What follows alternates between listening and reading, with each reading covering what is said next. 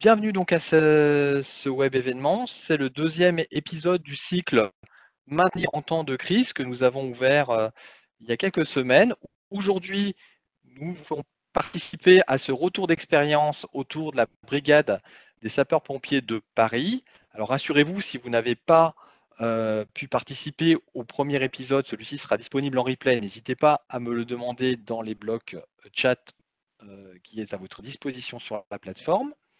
Je vais dès à présent demander à nos invités d'activer leur webcam, puisque je vais les présenter. Aujourd'hui, sur ce tour de table, sur cette tour de table virtuelle, eh bien, j'accueille le lieutenant-colonel Sébastien Gaillard, chef du bureau de maintien en conditions opérationnelles au sein de la cellule des brigades, au sein de la brigade des sapeurs-pompiers de Paris, et l'adjudant Sébastien Arabeau, référent technique, également de la brigade des sapeurs-pompiers de Paris. Je vous remercie vraiment chaleureusement pour votre participation aujourd'hui et je vais vous céder la parole dans quelques instants. Également avec nous aujourd'hui Sophie Deleuze, responsable de la BMAS, de l'association belge de la maintenance. Et donc j'en profite également pour faire un coucou à tous nos amis belges qui sont pu se connecter aujourd'hui pour participer. Alors, Sophie a un petit problème de connexion, donc du coup, elle apparaîtra peut-être tout à l'heure en cours de session. Je poursuis.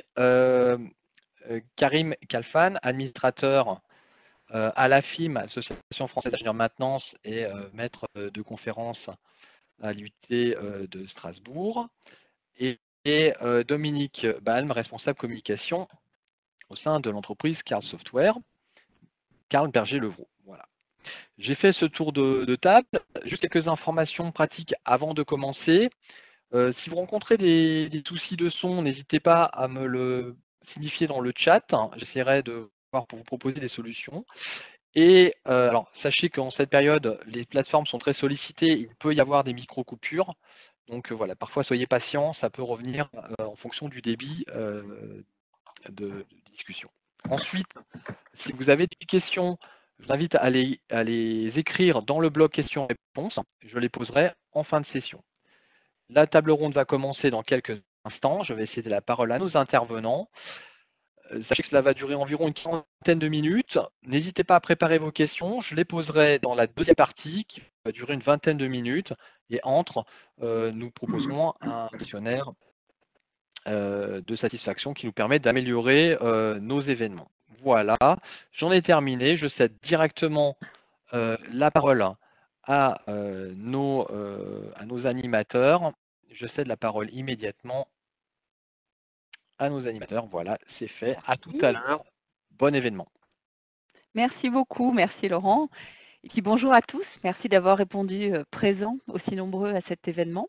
Alors, juste avant de démarrer, je voudrais vous rappeler en quelques mots ce qu'est cette campagne qu'on a baptisée Covid-19, maintenir en période de crise, et que j'ai le plaisir d'animer aujourd'hui avec nos deux associations partenaires qui sont l'AFIM et la BMAS.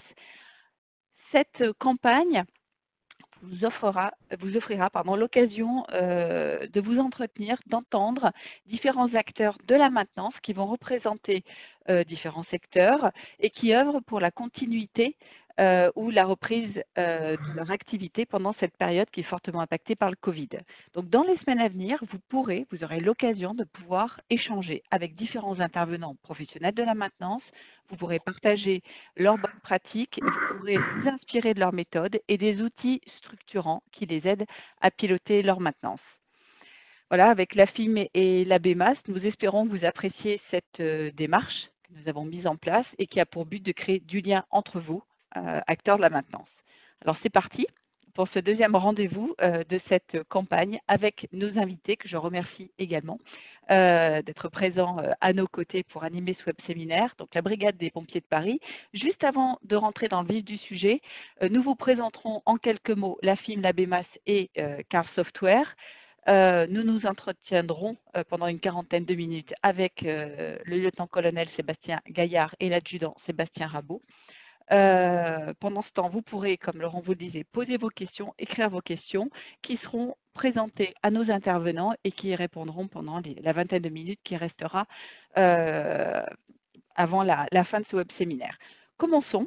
Je passe la parole à Karim Khalfan pour présenter la FIM. Merci Dominique, merci Laurent. Donc la FIM, l'Association française des ingénieurs et responsables de maintenance. Alors j'ai coupé ma cam pour optimiser la bande passante. Donc la FIM est une association qui fédère environ 1000 adhérents, appartenant à 800 entreprises et réparties dans 12 délégations régionales. Les 5 axes principaux de la FIM: améliorer la santé, la sécurité et les conditions de travail, représenter la profession, promouvoir et adapter la formation, échanger, analyser et informer, et mettre à disposition de la profession les données et les outils pour progresser. La FIM est présente également à la commission de normalisation, notamment la commission AFNOR X60G, que la présidence de cette commission est assurée par un membre de la FIM. La FIM participe également à la commission pédagogique nationale qui définit les programmes de l'enseignement supérieur en maintenance. Je profite de cette tribune pour saluer mes apprentis qui sont connectés et qui suivent ce webinaire. La FIM collabore avec l'INRS, l'Institut national de recherche et de sécurité, pour améliorer la sécurité des opérations de maintenance, avec notamment le développement d'un outil qui s'appelle Securafim. Donc n'hésitez pas à prendre contact avec les responsables régionaux, vous trouverez leurs coordonnées sur le site de la FIM. Avec la FIM, pour accroître la compétitivité de votre entreprise, pour rester à la pointe des technologies, pour être acteur des grandes mutations de notre métier, pour peser sur les grandes décisions, on a besoin de vous. Donc adhérez à notre association, participez à nos travaux et faites-la connaître. Le site de la FIM, afim.asso.fr, qui est en pleine restructuration et qui sera opérationnel fin juin. Voilà. Est-ce que Sophie est de retour? Oui, est-ce que vous m'entendez? Oui, très bien. Bonjour à tous. Donc, j'ai la main là? Oui. Bonjour. Alors là, je suis Sophie Deleuze de la BEMAS. La mission de la BEMAS, c'est d'informer, d'aider, soutenir et accompagner donc ses membres dans la résolution de problèmes qui sont liés à leur gestion de maintenance et gestion d'actifs industriels. La maintenance, on le sait, est vitale pour l'entreprise. Il est important que le maintenance manager soit en mesure de chiffrer la plus-value apportée par la maintenance. Donc, on sait aussi que le métier est identifié en pénurie. Hein, la profession a évolué ces dernières années. Une bonne gestion des compétences apporte aussi une plus-value à l'entreprise et à ses collaborateurs. Alors, on sait qu'une bonne gestion de maintenance commence par des interventions efficaces, d'où l'importance des compétences techniques, comportementales, capacités cognitives. Donc, on accompagne tous les techniciens de maintenance, les ingénieurs, les maintenance et asset managers, les directeurs de sites de production, les responsables énergie, sécurité, les écoles techniques, et ce à travers des ateliers pratiques, des conférences, des formations et surtout l'accès au CMRP, qui est une certification mondiale. Voilà. Alors, on a organisé pendant 20 ans le Maintenance Manager de l'année. Et donc, depuis l'année dernière, on a innové et ce n'est plus un prix que nous remettons, c'est 3 prix. Donc, pour le projet, un projet d'amélioration, pour la meilleure équipe technique et un projet 4.0. Donc, on attend les candidatures des entreprises françaises et belges justement à nous remettre voilà, leur dossier. Donc, vous avez ici le lien. Donc, n'hésitez pas à aller consulter le lien et nous envoyer vos candidatures. J'en profite aussi, donc indépendamment de toutes ces formations, de 1 à 3-4 journées, on organise un cycle complet de 17 modules de 4 heures qui commence donc le 15 septembre prochain et qui donne accès justement à cette certification mondiale. Donc on est vraiment dans le pratico-pratique avec des cas d'études. Voilà, on travaille avec les meilleurs experts en maintenance et asset manager et donc vous avez également toutes les informations ici. Donc n'hésitez pas, hein, je suis disponible, il y a toutes mes coordonnées ici. Voilà, je dois céder la main À Dominique. dites-moi. Dominique.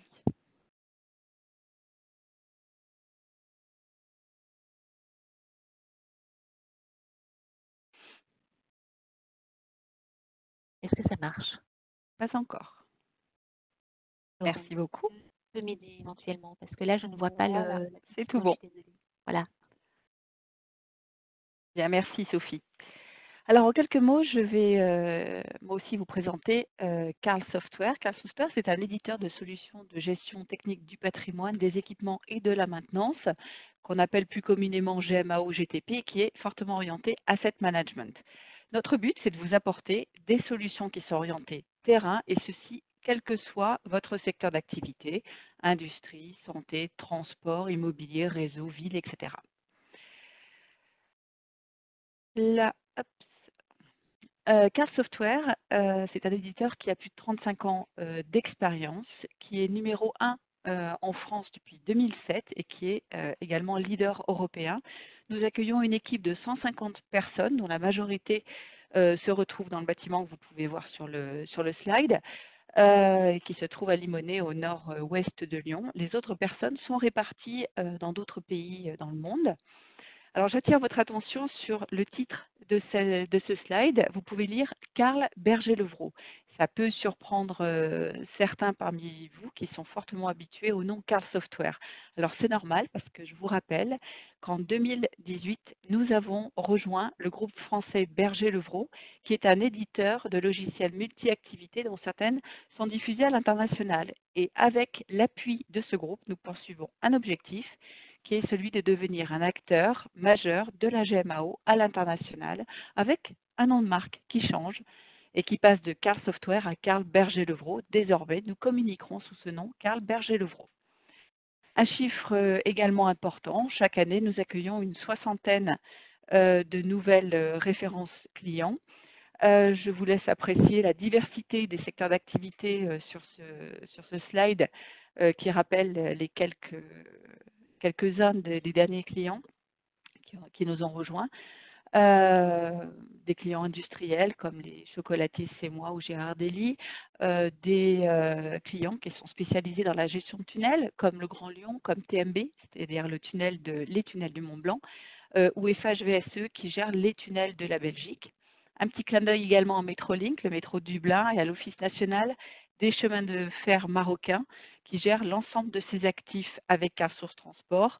J'entends matériel roulant, j'entends la nouvelle ligne de TGV, toutes les infrastructures, les gares, les installations fixes, etc. Et puis, pour terminer, bien sûr, on n'oublie pas nos clients de la santé avec l'arrivée des hôpitaux universitaires de Genève qui ont rejoint les références santé.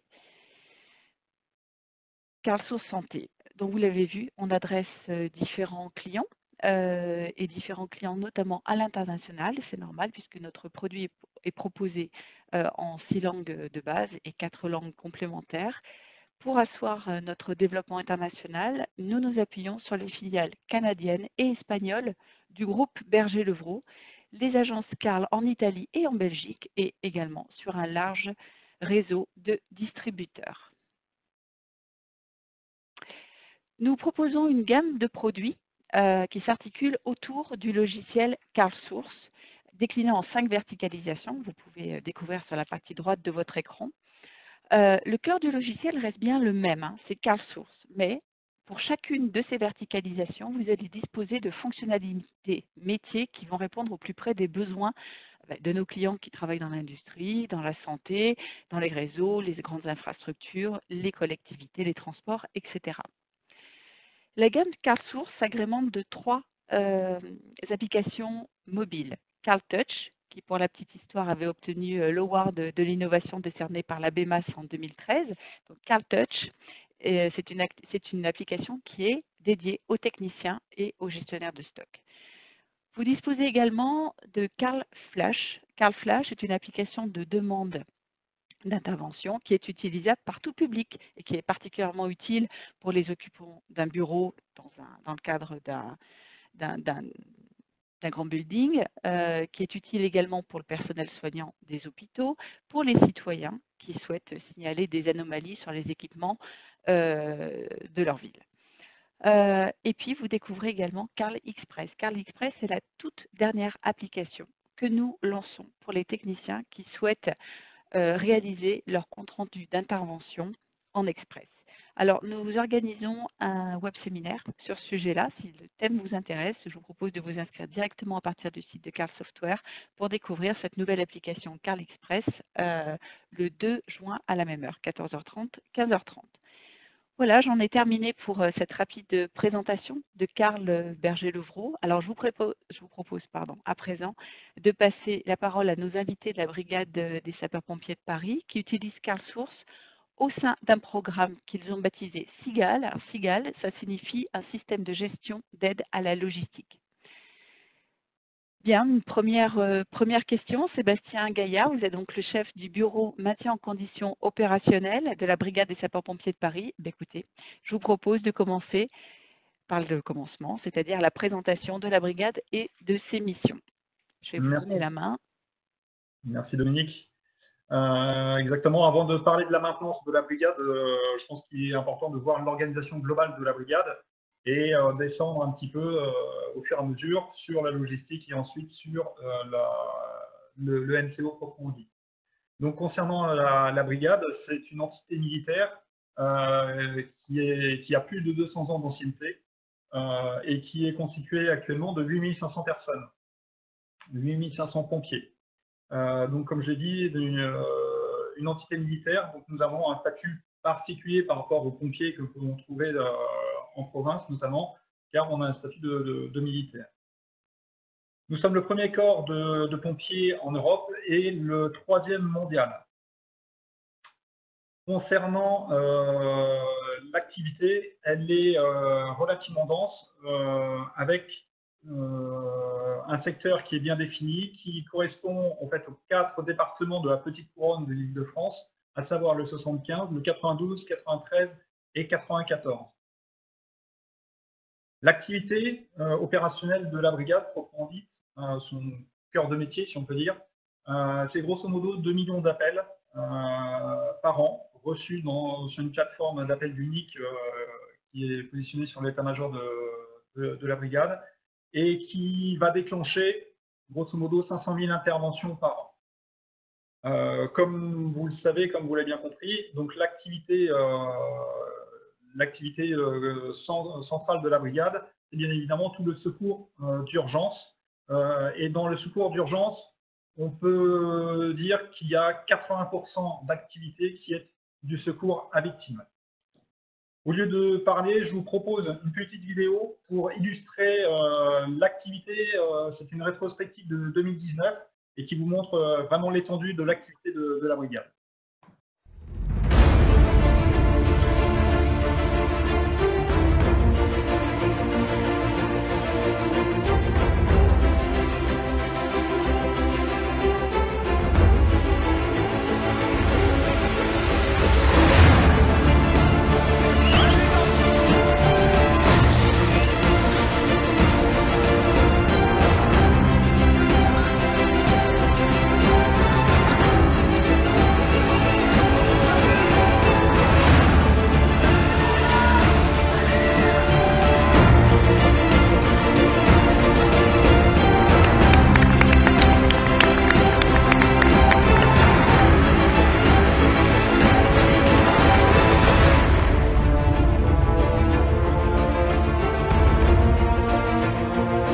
Soyez fiers d'appartenir à cette unité d'élite. C'est avant tout l'action de chacune et chacun d'entre vous et le collectif qui sont remarquables.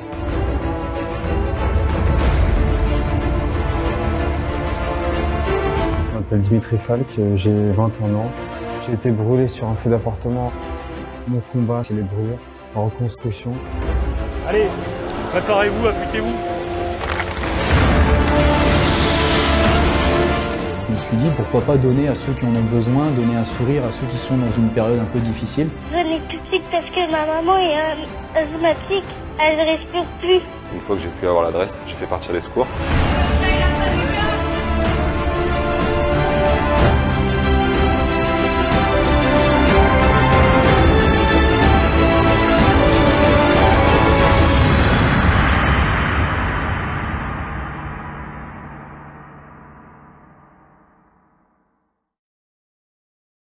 Alors, mon colonel, donc une question pour vous. Quelle organisation avez-vous mise en place pour structurer l'activité de la brigade? Alors, au niveau de l'organisation de la brigade, j'ai un petit problème technique, c'est bon. L'organisation donc de la brigade est assez hiérarchique, avec toutefois une organisation un peu matricielle. Comme vous pouvez le voir sur cette diapo, on a une partie en haut qui représente toute la partie commandement, ensuite la partie gauche qui est la partie conception, avec des divisions et des bureaux, et toute la partie exécution sur la partie droite, tout ce qui est mise en œuvre. Les missions, et on a cette répartition des tâches aussi au niveau de la partie logistique, comme on peut le voir. Aussi bien, donc on a 4 chaînes logistiques au sein de la brigade, une chaîne pour tout ce qui est soutien infrastructure, une chaîne pour tout ce qui est soutien de l'homme, donc le soutien infrastructure étant tout ce qui est bâtimentaire, le soutien de l'homme, tout ce qui est habillement, toutes ces choses-là. Une autre, la partie soutien comme système d'information et de communication, et enfin le maintien en conditions opérationnelles, que je développerai un petit peu plus tard sur notre périmètre exact, mais pour faire relativement simple, c'est tous les véhicules et tout ce que l'on va mettre dans ces engins. Donc pour ces 4 chaînes métiers, nous avons d'un côté, comme vous le voyez sur la gauche, la partie bureau avec la partie conception, et la partie à droite, la partie exécution avec ce qu'on appelle des compagnies métiers.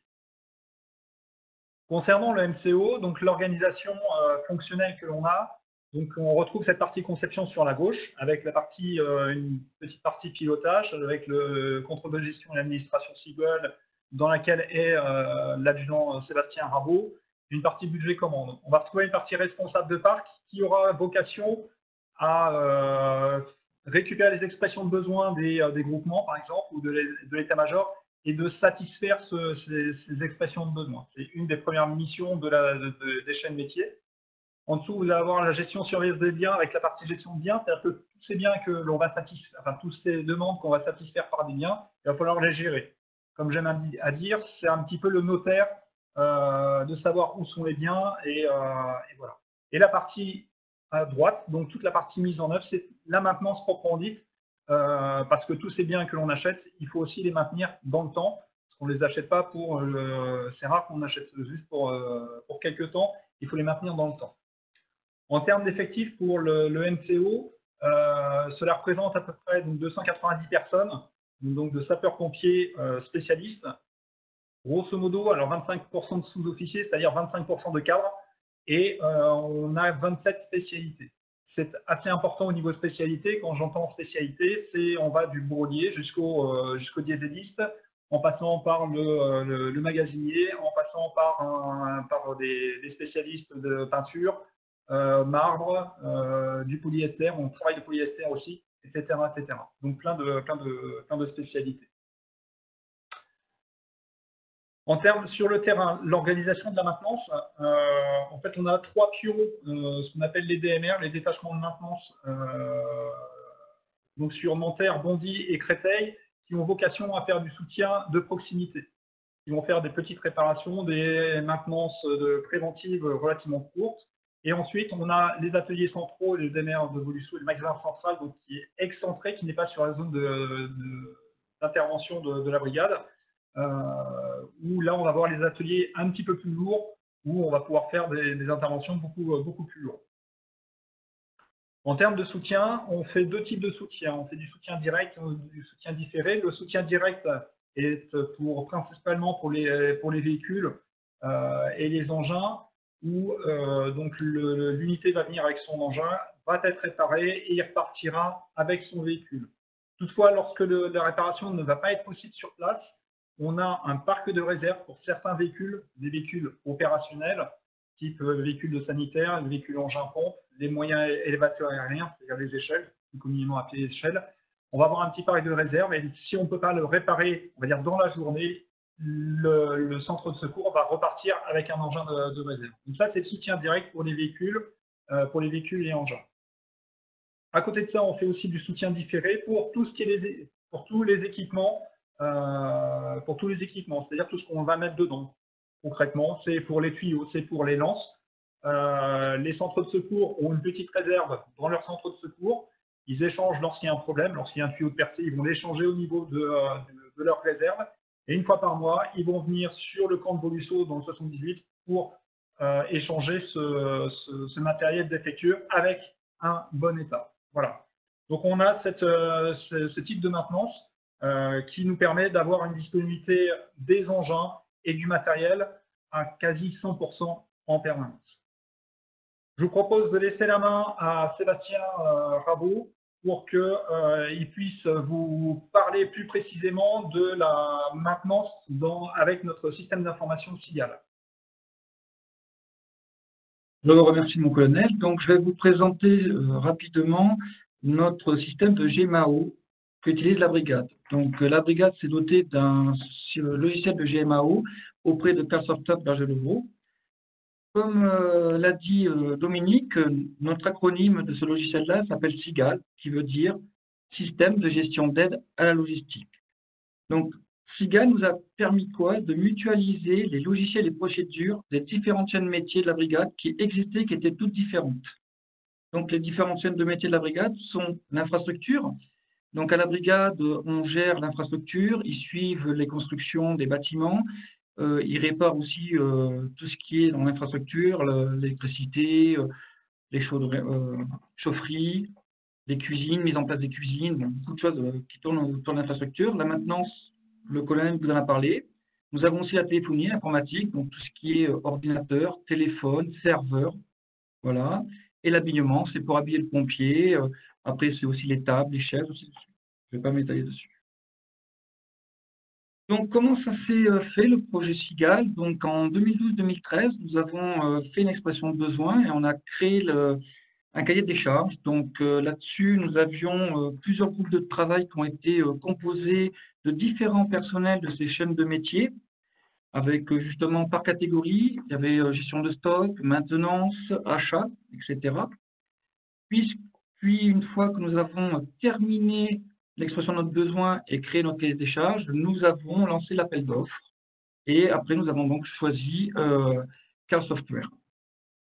Et puis après, nous sommes mis en mode de projet à Saint-Ouen, de 2014 à 2015. Nous étions à peu près 7 personnes de la brigade et une personne presque à plein temps, de Carl, qui est avec nous, pour qu'on mette en place justement tout ce qu'on avait avant dans les anciens logiciels, qu'on puisse le reproduire dans le logiciel GMAO de SIGAL. Et une fois que nous avons terminé, en 2016, janvier 2016, le premier corps de métier qui est monté, c'est l'infrastructure, suivi de quelques mois après de la maintenance et de la téléphonie informatique. En 2017, nous avons pris le parti de passer de la version 4 de Carl en version 4S. Ça s'est plus ou moins bien passé. On a eu beaucoup de difficultés parce qu'on a beaucoup de spécifiques, excusez-moi, à la brigade. Et donc, ça nous a posé quelques petits soucis. Et là, dernièrement, à la fin de l'année 2019, le service habillement a été est rentré sur SIGAL. Donc maintenant, nous avons toutes les chaînes métiers qui utilisent notre système de GMAO.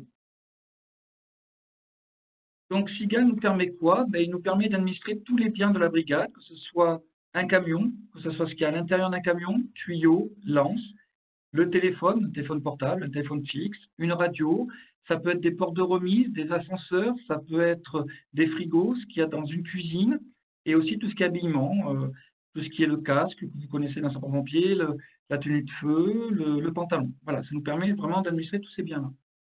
Ça nous permet aussi de suivre le matériel. Donc pour information, nous avons 168 000 matériels de connus dans notre système. Donc nous savons exactement où est affecté ce matériel, quel est le client qui en est doté ou si il est en magasin. et aussi sa position. Est-ce qu'il est en panne? Est-ce qu'il est en service? Donc voilà, ça nous permet de faire ça. Et on connaît aussi la durée de vie de nos matériels. Ça permet aussi, Sigal, de piloter la maintenance par une planification de la production. Donc la planification de la production, c'est on connaît notre charge préventive grâce aux 6000 plans préventifs qui ont été créés dans Sigal et qui donc justement nous donnent notre charge à venir, ainsi que les demandes de travaux qui sont faites par les utilisateurs quand il y a un problème. Ces demandes de travaux sont centralisées dans Sigal et sont réparties par responsable d'équipement. Puis aussi, Sigal nous permet de garantir les contraintes réglementaires et techniques. On peut penser contrôle technique, vérification des casques, vérification des tenues de feu, et aussi, ça peut être aussi vérification des portes remises, des ascenseurs, etc. Sigal permet aussi de gérer les stocks. Donc, gérer les stocks dans nos magasins. Nous avons plusieurs types de magasins. Nous avons un magasin central. Ce magasin central permet justement d'être livré par les fournisseurs. Puis après, on peut distribuer à nos clients. Nous avons aussi des magasins avancés qui sont au plus près de l'atelier pour qu'ils puissent avoir du tout venant, pouvoir réparer les équipements. Et nous avons aussi des magasins, on va dire, pas physiques, mais théoriques dans Sigal qui nous permettent de trier, de faire des positions par rapport aux équipements, pour dire ils sont en tri, ils sont au lavage, ils sont, voilà, c'est pour les réformes. Nous avons aussi des clients. Alors les clients dans Sigal, ce qu'on appelle les clients, ce sont les centres de secours, ça peut être les ateliers. Nous en avons 167 dans Sigal. Donc dans gérer les clients, nous pouvons gérer leur dotation théorique, donc qu'est-ce qu'ils devraient avoir pour pouvoir fonctionner, et leur dotation réalisée, qu'est-ce qu'ils ont à l'instant T, leur inventaire. Ça nous permet aussi de gérer les équipements. Donc dans Sigal, nous pouvons par équipement savoir quelle est sa composition. Nous appelons ça chez nous une unité collective, une UC.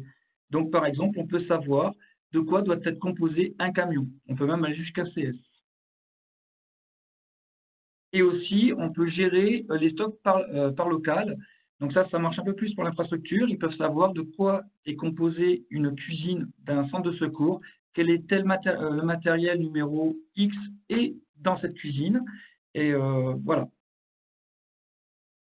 Et aussi, on peut traiter les demandes non satisfaites, ce qu'on appelle les DU. Ce sont les expressions de besoin des clients qui ont besoin, soit ça peut être un réparateur, un technicien qui a besoin d'une pièce et il n'y en avait pas en stock, soit ça peut être un centre de secours qui a besoin d'un équipement, un tuyau, et on n'en a pas en stock, donc on peut traiter les demandes non satisfaites. Tout ceci nous permet aussi de maîtriser nos achats grâce à un réapprovisionnement. Le réapprovisionnement se fait par rapport au dû, ou sinon par rapport à l'étude des mini-maxi afin de conserver un stock. Nous pouvons aussi gérer les catalogues fournisseurs. Un article, un équipement peut avoir plusieurs références fournisseurs ou plusieurs fournisseurs. Nous pouvons maîtriser aussi le budget car dans l'application, nous avons la possibilité d'enregistrer le prix d'un équipement ou d'une pièce de rechange ainsi que dans son centre de coût, le montant maximum que nous pouvons dépenser. Et enfin, nous pouvons suivre aussi les amortissements au niveau de la brigade, puisqu'on connaît la durée de vie et aussi la durée d'amortissement d'un véhicule. Ainsi, nous pouvons suivre et préparer notre budget à venir à N+2, N+3, parce que nous connaissons les véhicules qui vont arriver donc, en péremption, si je peux me permettre de dire comme ça. Donc voilà, donc ça fait maintenant 4 ans que nous sommes dans l'application, où là maintenant, à partir depuis quelques mois, tous les corps de métier sont dedans et nous continuons à apprendre beaucoup de ce logiciel et on continue à le faire évoluer. Donc voilà, je vous ai présenté succinctement Sigal. Je vous remercie. Merci beaucoup Sébastien. Alors maintenant qu'on a fait le tour un peu du périmètre et qu'on on a une idée un petit peu plus avancée de votre organisation, nous allons rentrer dans le vif du sujet qui nous intéresse aujourd'hui. Sébastien Gaillard, j'ai une question à laquelle vous pouvez répondre. Quels sont les impacts que la crise du Covid-19 a eu sur votre activité, au sens général du terme, sur votre activité à la brigade?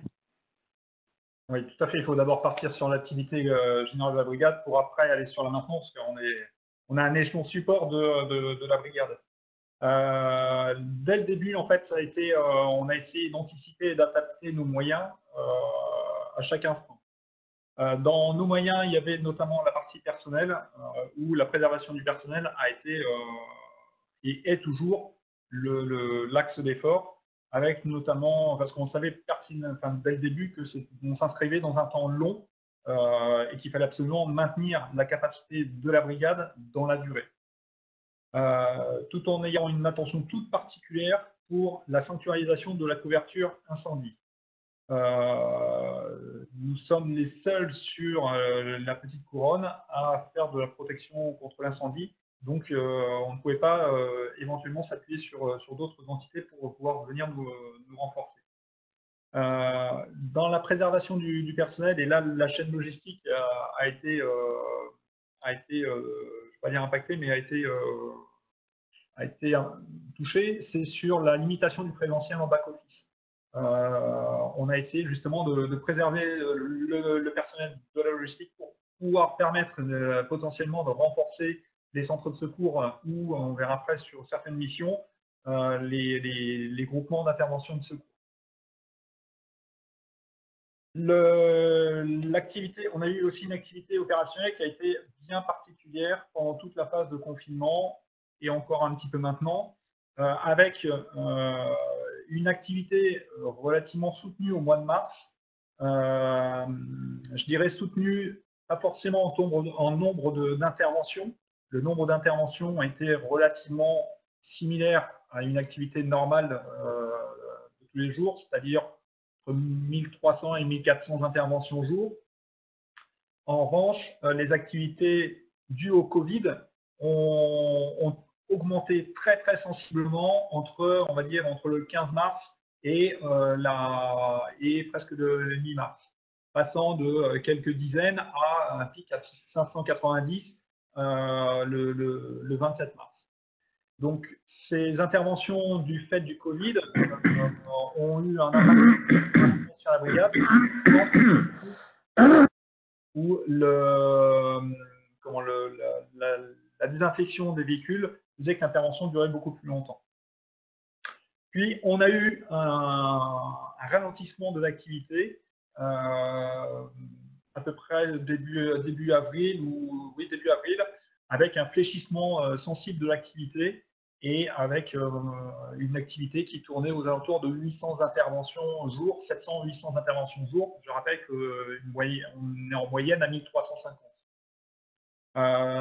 Donc tout ça pour dire que ça a quand même eu des impacts aussi sur la maintenance, ou peu d'impact sur la maintenance.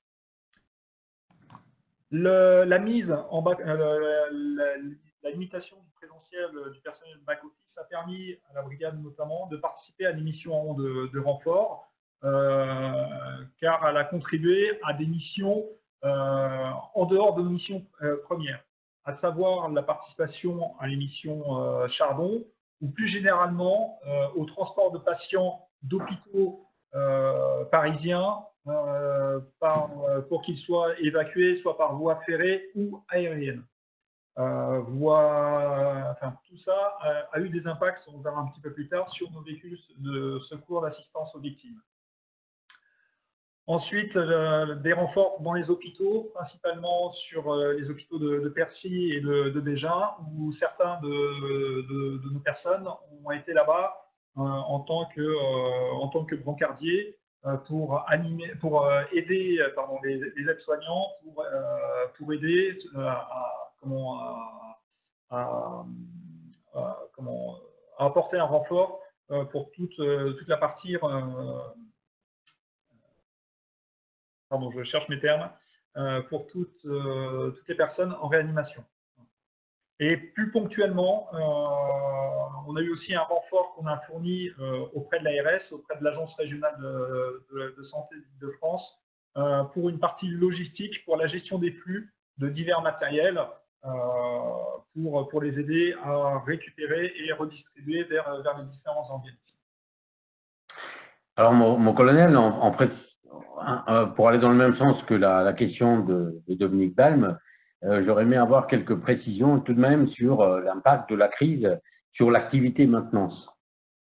Alors, avant de partir juste sur les impacts, je voudrais juste, je ne l'ai pas fait tout à l'heure volontairement pour le faire là maintenant, parler du périmètre du MCO. Le périmètre du MCO, donc je l'ai dit relativement succinctement, c'est les véhicules et tout ce qu'on met dedans. Donc les véhicules, c'est les véhicules secours et l'assistance aux victimes, c'est des véhicules qui sont tout en haut à gauche, des ambulances de réanimation. On a tout ce qui est engin-pompe en haut à droite, les embarcations et les matériels, les élévateurs aériens, ce qu'on peut aussi appeler communément les échelles. Pour grosso modo, un peu plus de 1000 véhicules, poids lourds, véhicules légers et utilitaires confondus, et une trentaine d'embarcations. À ça, il faut rajouter tous les matériels et les équipements. Donc, les matériels et les équipements, ils sont là aussi très divers. On part, là, quand je parle de ça, c'est aussi bien des 250 km de tuyaux que l'on a à gérer, à maintenir, que les 1000 lances, que les 4800 extincteurs, que les 1200 appareils respiratoires isolants, ou les 2000 combinaisons NRBC, ou les 750 échelles à main que l'on a.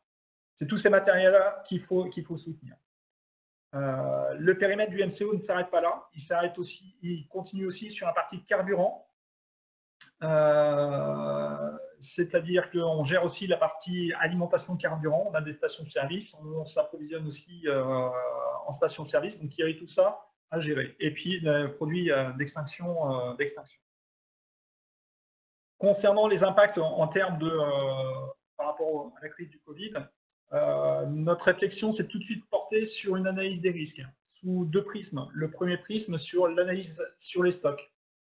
Stock, j'entends encore trois éléments dessous. Le premier, c'est sur les véhicules. Tout de suite, on a regardé ce qu'on avait en réserve pour les véhicules opérationnels. J'en ai parlé tout à l'heure. On a un parc de véhicules de réserve pour pallier des faits techniques importants. Donc, c'était savoir où en était notre parc de réserve.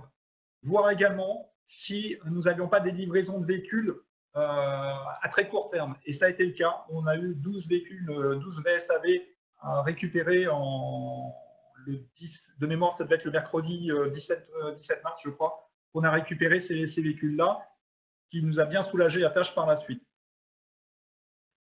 Cette analyse, on l'a faite aussi sur les matériels, bien évidemment, savoir ce que l'on avait en stock, en tuyaux, en aérie, en extincteurs, etc., etc. Et également en contact avec nos fournisseurs pour savoir leur capacité, leur quantité en stock pour pouvoir nous approvisionner si besoin est. Bien évidemment, cette analyse, elle ne s'est pas arrêtée que au matériel, elle a été aussi jusqu'au niveau des pièces de rechange, liées essentiellement au préventif, voir comment nos fournisseurs de pièces de rechange allaient fonctionner, s'ils allaient pouvoir satisfaire nos besoins, et en fonction de ça, on a pris des décisions. Savoir si on prenait des risques ou pas. D'emblée, on n'a pas voulu prendre de risques sur tout ce qui était préventif type pneumatique, plaquettes, etc. On a tout de suite monté nos stocks à entre 30 et 50% supplémentaires par rapport à l'habitude.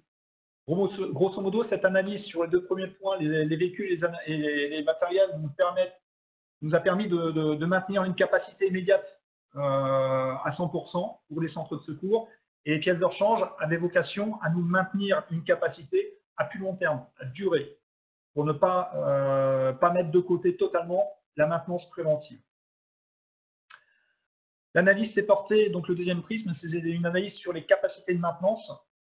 Comme j'ai dit, la partie back-office, c'est-à-dire la logistique, on a minimisé au maximum le présentiel, avec des capacités en télétravail relativement limitées aussi, parce que ce n'est pas dans nos gènes, j'en reviendrai sur la fin là-dessus.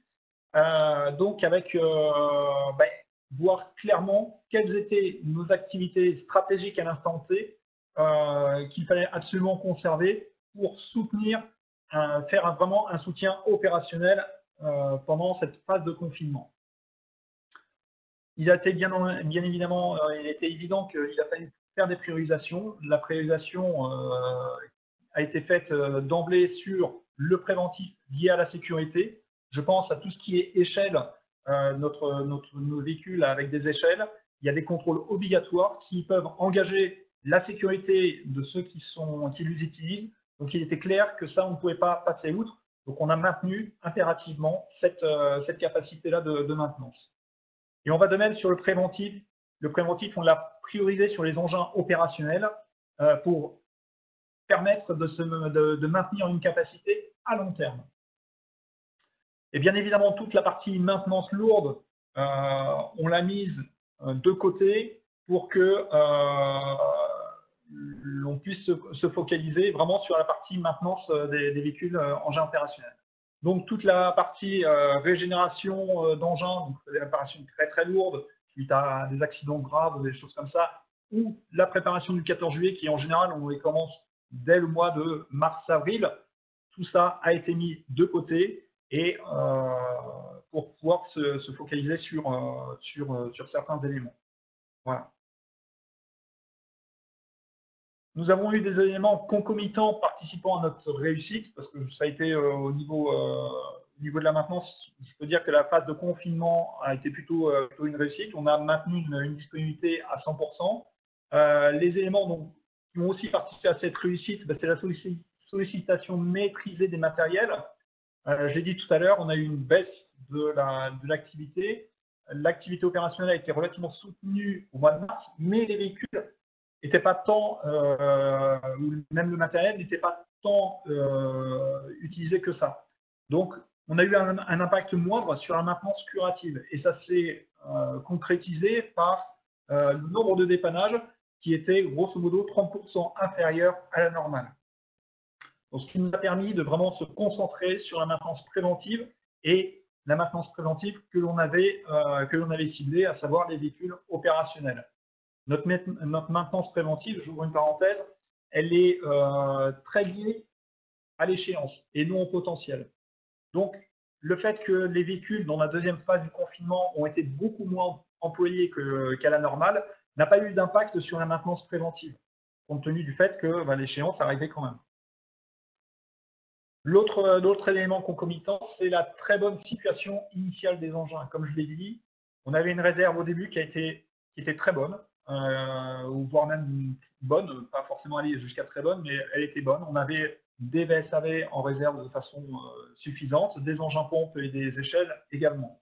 Et on a eu des livraisons d'engins neufs, les VSAV donc le lendemain du confinement, et les fourgons pompe-tonnes légers, c'est des engins pompes qu'on avait reçus quelques jours, quelques semaines auparavant. Donc, tout ça, ça a permis d'être relativement serein pour appréhender les semaines qui venaient.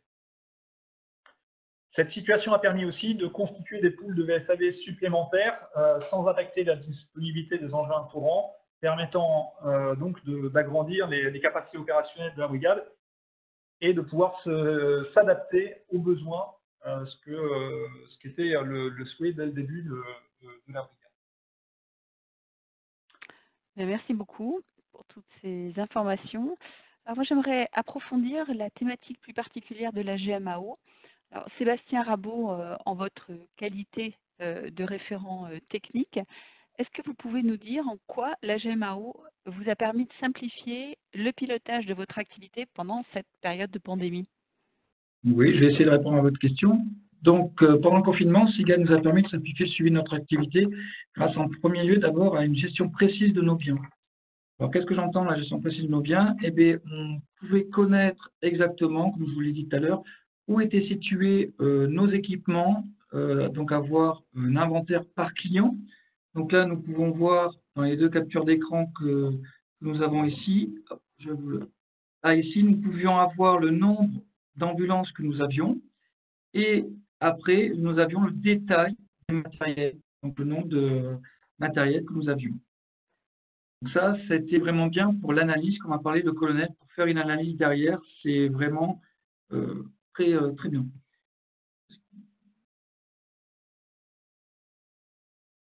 Puis nous avions aussi, par matériel, nous pouvions connaître où est-ce qu'il était positionné dans un magasin, où est-ce qu'il était autrement affecté, puis son état. Est-ce qu'il était en panne, est-ce qu'il était en maintenance ou tout simplement en circulation normale. Et cette gestion précise des biens, justement, nous a beaucoup aidé pour l'opération Charbon. Donc, comme a dit le colonel, nous avons donc fait l'opération Charbon. Pour cela, nous avons dû adapter nos ambulances, car il fallait absolument que les matériels du SAMU, que les médecins, se rechargent pendant qu'on roulait, ce qui n'était pas possible dans ce cas-là. Donc, nous avons dû sélectionner des véhicules de secours et d'assistance aux victimes. Donc, nous en avons sélectionné 44 sur 212. Donc, cette analyse a été faite par rapport justement aux connaissances que nous avions du matériel. Nous en avons donc sélectionné 44 par rapport à leur modèle. Et puis après, nous avons pu planifier et suivre l'installation et l'implémentation d'une batterie auxiliaire qui s'est faite sur 2 semaines, dont les vacances, dont le week-end de Pâques, excusez-moi, directement chez le fournisseur. Donc, pour planifier ceci, nous avons regardé où étaient positionnées les ambulances et après, on a fait en sorte de surtout pas diminuer la capacité opérationnelle. Et après, nous avons pu le suivre grâce à le renseignement des opérations. Donc là, vous pouvez voir que nous avions mis quel était le matériel qu'avait eu cette installation avec la date. Et donc, on connaissait exactement les matériels qui n'avaient pas eu cette installation. Aujourd'hui, nous savons qu'il y en avait 4 qui n'ont pas reçu cette installation car elles étaient en panne. Donc voilà pour l'opération Chardon. Nous avons aussi un suivi des interventions qui est plutôt bien maîtrisé, car avec les indicateurs que nous avions exactement les interventions préventives qui étaient à venir, en cours ou en retard.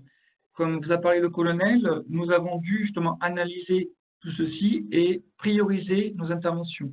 C'est ce qui s'est fait. Nous avons pu prioriser les interventions préventives, la maintenance préventive, excusez-moi, à venir, en justement priorisant les engins de secours et en laissant de côté les autres matériels. Et nous pouvons aussi, depuis le plan préventif, regarder ce qui va arriver dans 1 semaine, dans 2 semaines, dans 3 semaines. On peut prévoir ce qui peut arriver et donc pouvoir se préparer.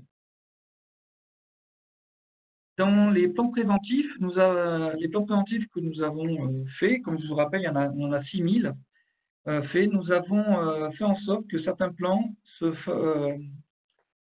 font en gros ouverts 1 mois avant l'échéance, et en plus à l'intérieur nous mettions les pièces de rechange que nous avions besoin.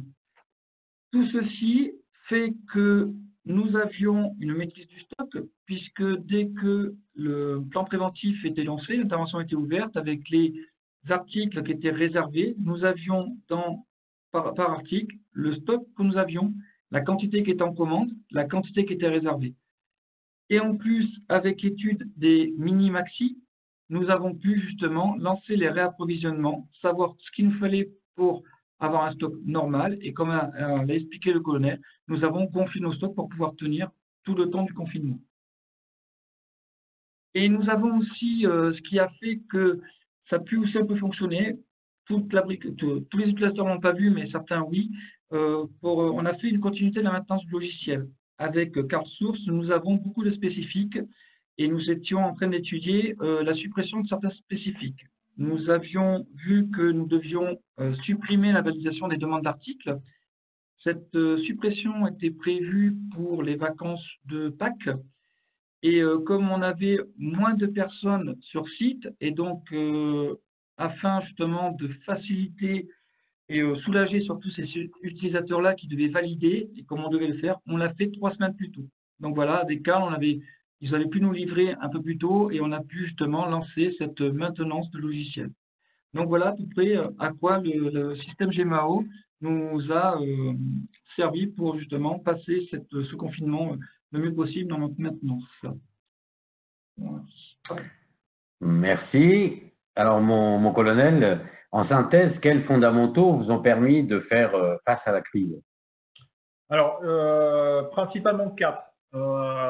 Le premier, c'est on a essayé de prévoir ce qui était prévisible et pour n'avoir à gérer que pendant la crise que l'imprévisible. Et parfois, on se focalise un petit peu sur l'imprévisible ou ce qui est difficilement prévisible et on perd du temps et on n'arrive pas à prévoir ce qui est prévisible. Donc, on a essayé de vraiment se focaliser là-dessus vraiment au début de la crise, ce qui par le remontage de nos stocks, par exemple, des choses comme ça. Et ce qui nous a permis quand même de gérer de très bonne manière la reprise technique de nos véhicules secours à victimes, d'assistance aux victimes, qui était relativement, qui était quand même assez stratégique et qui impactait la couverture opérationnelle parce que c'était les véhicules qui normalement devaient décaler tous les jours.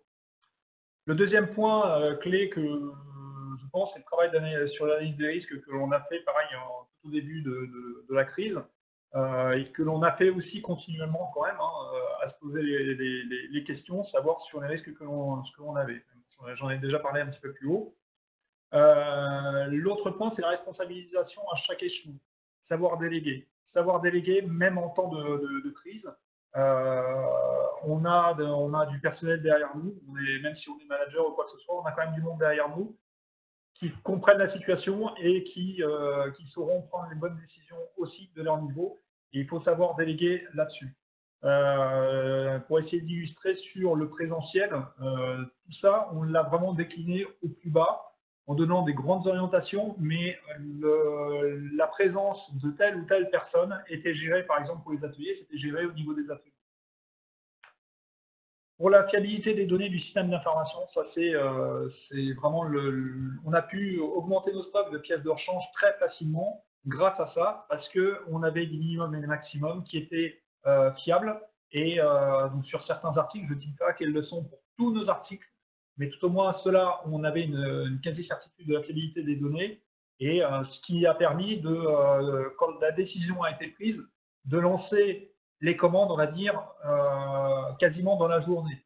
Donc, ça a été un gage de réussite et de rapidité qui, dans ces moments-là, est primordial.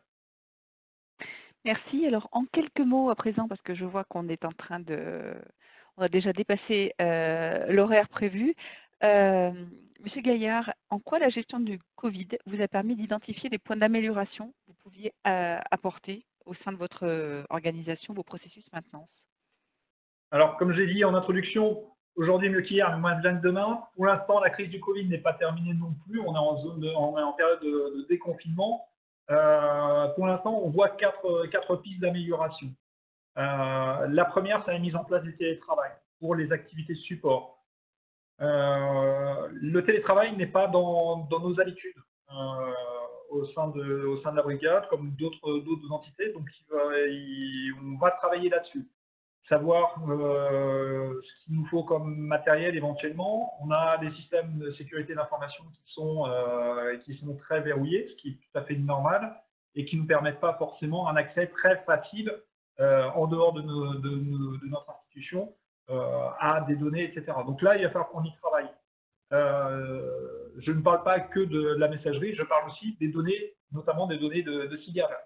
Actuellement, tout est en interne, donc on peut se poser la question sur le transfert de ces données du logiciel vers l'extérieur. C'est une piste de réflexion qu'il faut que l'on ait. Je laisse la parole à Sébastien pour la deuxième partie. Oui, donc la piste d'amélioration sur l'étude sur la planification des effectifs. À ce jour, on sait planifier la maintenance grâce au plan préventif, comme je vous en ai parlé. Donc on sait ce qu'on a à faire, mais par contre, on ne sait pas si l'effectif que nous allons avoir est suffisant et est disponible. Dans CARL, nous avons justement la disponibilité calendaire dans CARL qui est prévue, que nous n'utilisons pas, et on s'est posé la question avec l'équipe SIGAL de savoir est-ce qu'il serait bien de s'en servir. Au début, on ne s'en est pas servi parce que justement, un technicien, pendant ces 8 heures, 8h30 de travail sur site, il n'est pas là que pour réparer des camions, il peut être aussi employé à d'autres missions. Donc c'était cette gestion de temps d'activité est faite avec un autre logiciel. Et on ne voulait pas faire de doublon pour les techniciens et leur donner du travail supplémentaire. Donc là, avec l'équipe SIGAL, on va se pencher dessus, on va essayer justement d'améliorer cette planification et aller vers cette piste. Puis, concernant la hiérarchisation et déclenchement des plans préventifs, là, aujourd'hui, comme vous avez compris, avec les plans préventifs, nous avons donc eu des interventions qui ont été déclenchées pour faire de la maintenance préventive, excusez-moi. Et donc, il y en a certaines qui ont été laissées de côté. Donc, elles ont pris du retard. Et aujourd'hui, dans l'application, malheureusement, la priorisation des gammes ne se font que dans un sens. Je m'explique. Une maintenance de 12 mois, si elle prend un retard d'1 mois, va justement mettre à jour la maintenance des 6 mois, mais pas mettre à jour la maintenance des 48 mois. Et ça nous pose problème parce que nous, on avait besoin justement qu'elle se mette à jour. Donc là, il va falloir qu'on travaille avec Carl pour justement arriver à pouvoir choisir si on veut mettre ou non à jour nos gammes par rapport à la priorisation. Donc ça, c'est une des pistes d'amélioration qu'on doit regarder avec Carl. Concernant le décloisonnement des chaînes logistiques SIGAL, je vais laisser le colonel Gaillard en parler. On a eu une illustration flagrante là-dessus. On a, comme je l'ai dit tout à l'heure, on a une organisation qui est verticale, horizontale, avec donc matricielle, mais pas en diagonale, je m'explique, entre chaînes métiers. Pour illustrer mes propos, il n'y a pas très longtemps, dans le cadre du décloisonnement, du déconfinement, on a la chaîne infrastructure s'est mis en œuvre pour faire des séparations à base de plexiglas. Or, ce produit, on l'utilise aussi dans la chaîne MCO. Mais il n'avait aucun, et bien évidemment, le plexiglas, à l'heure actuelle, je ne vais pas dire que ça vaut de l'or, mais on n'en trouve pas facilement. Et du coup, ils n'avaient pas la vision sur notre stock, et cette vision leur aurait certainement aurait facilité les choses, et ils auraient pu avoir une meilleure vision de leur capacité à produire ces plaques, ces séparateurs à base de plaques en plexiglas. Donc, on avait déjà cette réflexion un petit peu auparavant. Je pense qu'il va falloir qu'on la pousse un petit peu plus loin entre chaînes métiers, pour voir comment on peut décloisonner un peu nos chaînes logistiques tout en gardant nos prérogatives. C'est bien évident qu'avoir un décloisonnement sur des articles qui ne coûtent rien du tout, qui ne sont pas stratégiques, entre guillemets, ça ne vaut pas forcément le coup. Mais il faut qu'on s'y attelle. Alors, mon colonel, justement, comment allez-vous gérer le déconfinement de vos équipes de maintenance? Alors, le déconfinement, pour les maintenanciers, il y a quand même une certaine distanciation naturelle. Ceux qui sont en atelier. De plus, en général, ils portent des EPI. On a aussi à disposition des masques lorsqu'on a des réunions, des choses comme ça. La remontée en puissance est très progressive. Elle est vraiment très progressive. On n'a pas fait du go-no-go entre le 10 mars et le 11 mars. C'est-à-dire qu'à l'heure actuelle, nos effectifs en présentiel est quasiment similaire à la semaine dernière. Elle est vraiment adaptée aux besoins. Il est bien évident que si l'activité opérationnelle remontait, qu'on aurait plein d'accidents ou plein de pannes d'engins, alors on serait contraint de faire revenir plus de personnes. Le temps étant un peu plus clément, on pourrait s'étendre un peu plus en zone non couverte pour faire des opérations de maintenance. Mais voilà. Tout ça, c'est de la gestion du lieu de travail. Et tout ça, on essaye vraiment de responsabiliser chacun d'entre nous à chaque échelon, certes avec pas une validation, mais sous la coupe des chefs de groupe ou chefs de section ou plus haut. Mais il faut vraiment que ça soit un acte réflexe avec toutes ces mesures barrières qui doivent être vraiment, comme je l'ai dit, oui, un acte réflexe, aussi bien dans notre métier que lorsque l'on rentre chez soi. Donc si on le fait au travail, ben peut-être aussi on pourra l'emmener aussi chez nous et avoir ces réflexes-là. Voilà, j'en ai terminé.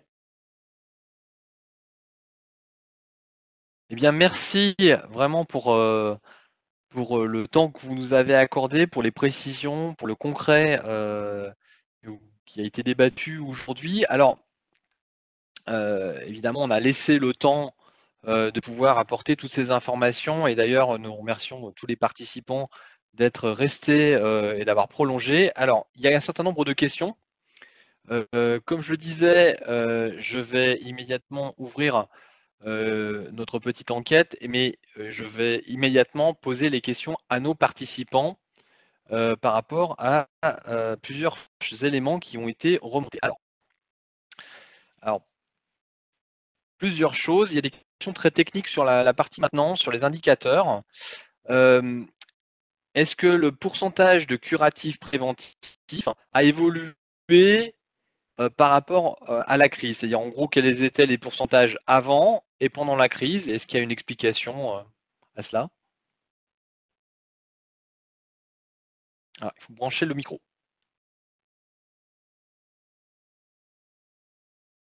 Ça marche mieux comme ça. Merci. Oui, il y a eu une baisse de l'activité quand même opérationnelle, surtout au courant du mois d'avril. Et donc, le préventif a été plus important que le curatif en pourcentage. Mais c'est plutôt parce qu'il y a eu moins de curatifs qu'une augmentation du préventif. Dans la chaîne MCO, c'est pas parce que je suis chef de bureau là, mais je pense qu'on a vraiment cette culture-là du préventif. Et les plans préventifs sont sont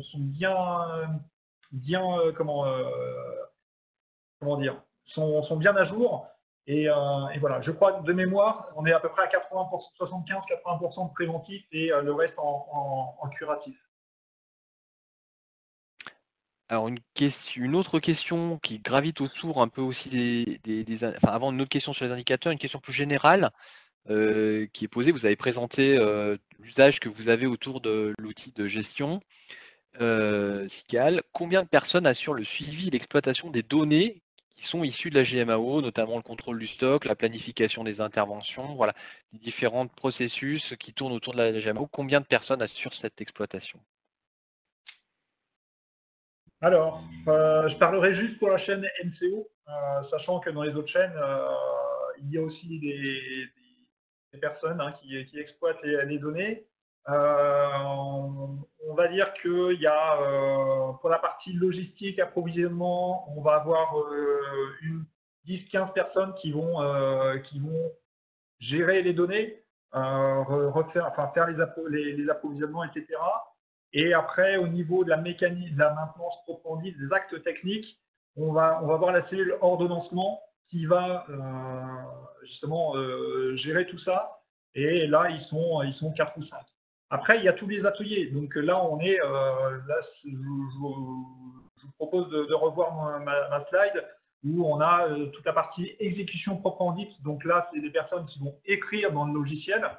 On va être à 200, à peu près 200 personnes qui vont écrire ou quasiment dessus. Merci. Une autre question sur les indicateurs. Quel type d'indicateurs? Alors, parfois, il y a des questions qui sont intervenues au fur et à mesure de la présentation, donc elles peuvent trouver déjà des réponses. C'est peut-être l'occasion de les repréciser. Quel type d'indicateur de pilotage issu de la GMAO? Et je vais l'actualiser par rapport à la présentation. Est-ce qu'il y a eu des modifications de gamme, de diagnostic, d'opérations qui sont liées aux événements que l'on connaît? Alors oui, c'est vrai que là, on n'en a pas parlé, on n'est pas rentré dans tous les détails. Il est vrai que sur certaines gammes opératoires, en préventif, on a allégé un petit peu nos gammes opératoires. On fait, peut-être à tort, on fait un peu plus de préventif que ce que nous proposent, nous conseillent nos fournisseurs de véhicules notamment. Et à titre d'exemple, les plaquettes de frein, on les change à chaque visite 6 mois sur nos véhicules secours assistance aux victimes, nos VSAV. Là, a été pris comme décision pour alléger la consommation sur ce type d'article si vous avez une visite 6 mois à faire, de regarder l'état d'usure de la plaquette et si le chef d'atelier pense qu'il n'y a aucun problème pour pouvoir prolonger à 6 mois supplémentaires, de maintenir la plaquette. Voilà.